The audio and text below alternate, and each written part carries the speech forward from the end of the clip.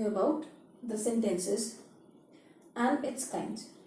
Now before having the sentence, let me just tell you something. Identify these.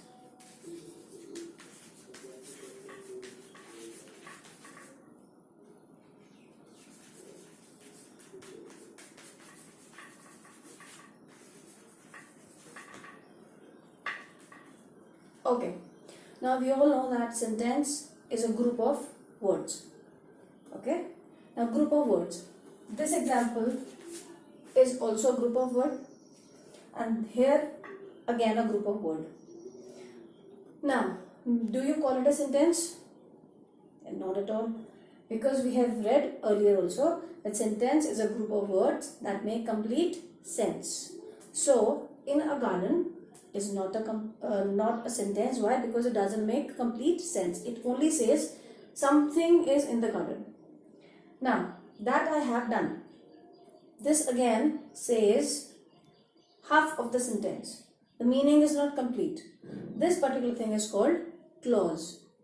So, before understanding sentence, we have to read these, that there is a phrase and a clause which are incomplete group of words.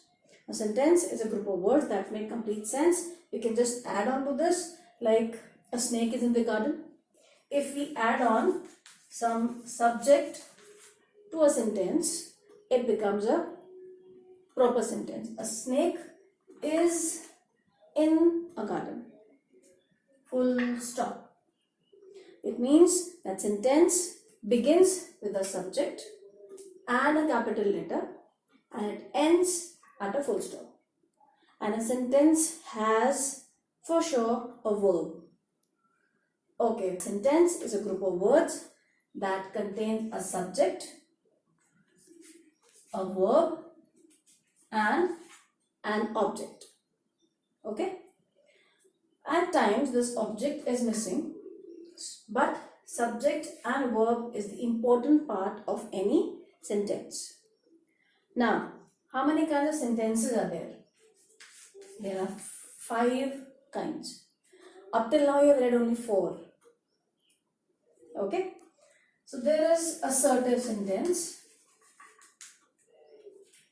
Yes. There is declarative sentence. No.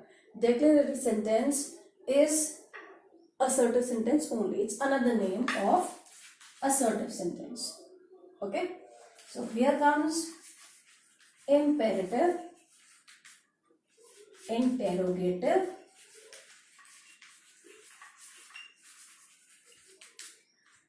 and exclamatory. These 4 you have read 100 times, like imperative sentences, then interrogative sentences and exclamatory sentences. The 5th kind is the optative sentence. Yes, my dear students, the optative sentence and exclamatory sentence, they are somewhat similar, but now let me come to some examples and then it will be clear to you all. Now the assertive sentences, here it is like having the subject and here the verb like we are saying, and then this is the object. The cuckoo is a lazy bird. Now I like mangoes. I do not like mangoes. The boy is flying a kite. I am never late for school. Now I have underlined these 2 sentences with not and never. These 2 are the negative sentences, which again is a kind of the first one. This is divided into further 2, positive sentence, that means affirmative sentence, and negative sentence. So there are only 5 kinds which are common. This again generally people don't teach because they think that exclamatory and optative are the same things. Actually, exclamatory sentences describe strong feelings, and optative sentence says only about the blessings or the wishes. Let us come again to the examples. Now here there are interrogative sentences, it means questions. Who broke the window? Subject, verb and object. Is there any water in the pot? It ends with a question mark, particularly. We have to be very particular about the punctuation marks. Have your classes begun? So these are the few of the interrogative sentences. Then we have the imperative sentences. You must not litter the road. This is an advice. Don't shout. A command and a request. Please pass me the sugar. So imperative sentences tells us about the advice, commands and requests. Then comes exclamatory sentences, which says, how beautiful is the bird?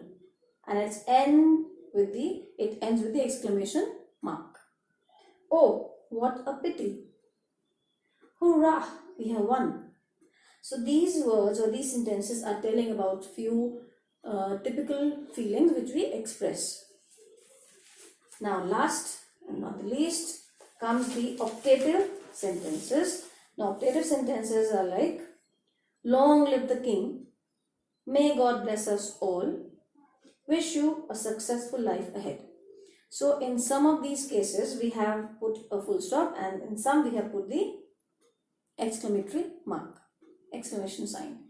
So these are called optative sentences. They are somewhat similar to an exclamatory sentence, but it is, as you can see, they are the wishes or the blessings that we grant to others. So here the optative sentence, after the optative sentence the video is completed.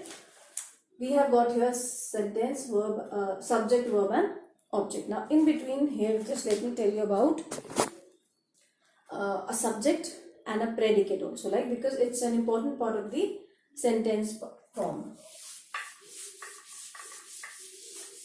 Now as we have read that the sentence has subject, verb and object. Now as I have given you some example that the bird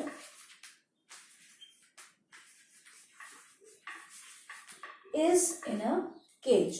Now the bird says about the subject or the doer of the action. Every sentence denotes that there is some action going on. What action is going on is denoted by a verb. Here this is a helping verb. Okay, the bird is present tense. This is in a cage. Abhi bird cage ke andar hai. Okay, so the bird is in the cage.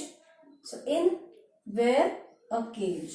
So this becomes the object of a sentence or the receiver of the action.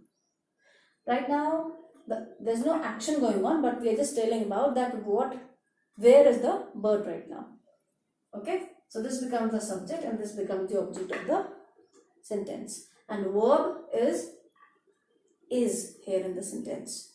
Now if you say any action, so it can be the bird is flying in the sky. So is flying will become a verb, and in the sky, where the bird is flying in the sky, that can be the object. Now comes about the predicate. Generally the child has the view that after the subject whatever comes becomes a predicate.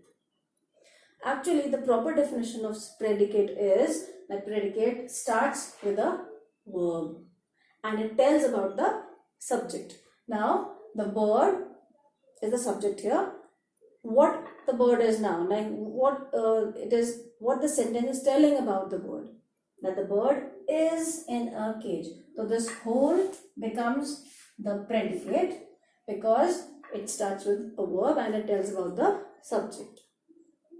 And let me tell you one more thing, that subject can be anywhere in between the sentence. It's not, the misconception is that subject is always in the starting, but few sentences are there which have subject it can be at the end, it can be in the middle. You just have to understand where the subject is. Let me just give you one example. Now here is the sentence. Once upon a time there lived a fairy in the forest. So here the sentence is telling about whom. That's correct. It's telling about a fairy. Now this fairy is not in the beginning of the sentence, it is in the middle somewhere. Okay, so this becomes the subject of the sentence. And in the forest, where is the fairy? It's in the forest. So this becomes the object of the sentence. Very good. And rest of the things becomes if in case. Like once upon a time, this is a phrase. There lived a fairy in the forest. Now, lived in the forest will become the predicate, because predicate always starts with the verb. Okay? So rest we just have to leave. Generally, the view is that this predicate is rest of the thing which is a part of the subject. But here in this case, we cannot take this as the predicate. We have to take somewhere from the, starting from the verb. So, lived in the forest is the predicate, a fairy is the subject. So this is the kind of sentence in which the subject is in the, somewhere in between the sentence. This was just a revision of the kinds and sentence and its kinds. Thank you.